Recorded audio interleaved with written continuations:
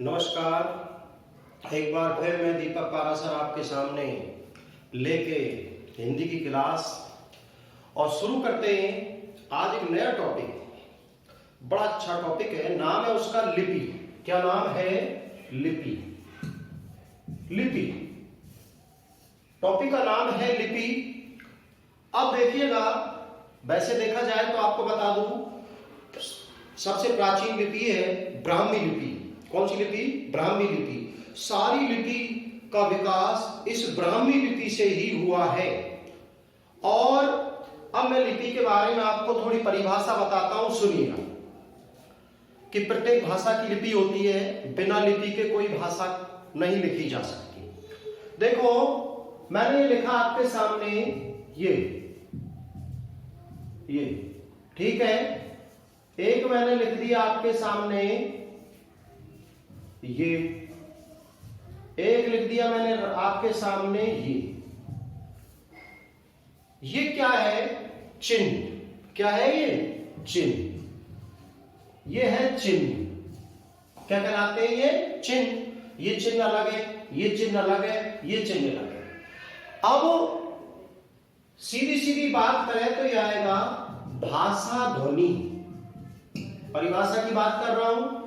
भाषा ध्वनि, भाषा ध्वनि को जिन चिन्हों के द्वारा, भाषा ध्वनि को जिन चिन्हों के द्वारा प्रदर्शित किया जाता है उसे लिपि कहते हैं। दोबारा फिर सुन लीजिएगा, भाषा ध्वनि है, इस भाषा ध्वनि को जिन चिन्हों के माध्यम से प्रदर्शित किया जाता है उसे लिपि कहते हैं। ये तो आपको हो गई परिभाषा। अब बात चलते हैं कि प्रत्येक भाषा की लिपि होती है। हिंदी की लिपि है, संस्कृत की है, मराठी की है। क्यों है? क्योंकि ये भाषा है। मैथ की लिपि नहीं होती। क्यों? मैथ कोई भाषा नहीं है। साइंस कोई भाषा नहीं है, इसलिए साइंस की भी लिपि नहीं है। अब आपको बताऊं, प्रत्येक भाषा की अपनी अपनी लिपि है। सबसे पहले बात करूं मैं अंग्रेजी। अंग्रेजी की लिपि कौन सी है? भाई साहब, मैं एक बात बता दूं, मैं बचपन से ही अंग्रेजी में बड़ा कमजोर था। और एक मैडम थी जो मेरे पीछे पड़ गई हमेशा। पारा सर खड़ा हो, बोल इंग्लिश। अब मेरे को इंग्लिश नहीं आती थी, फिर भी मैं इंग्लिश बोलता था। मुझसे तेज तो कोई नहीं बोल पाया।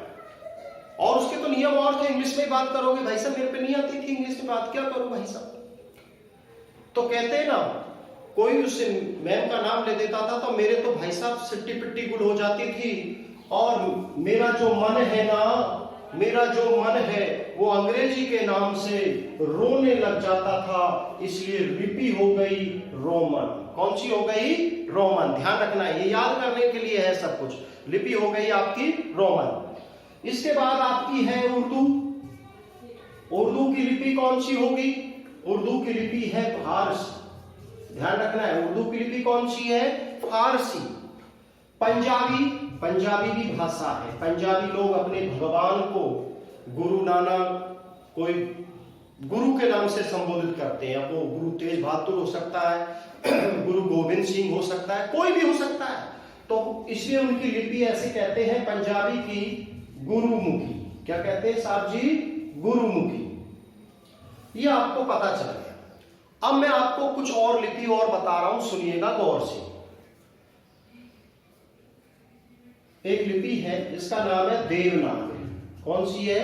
देवनागरी।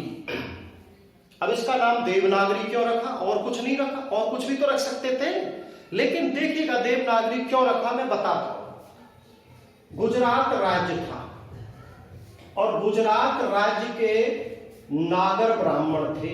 कौन से ब्राह्मण थे? नागर ब्राह्मण।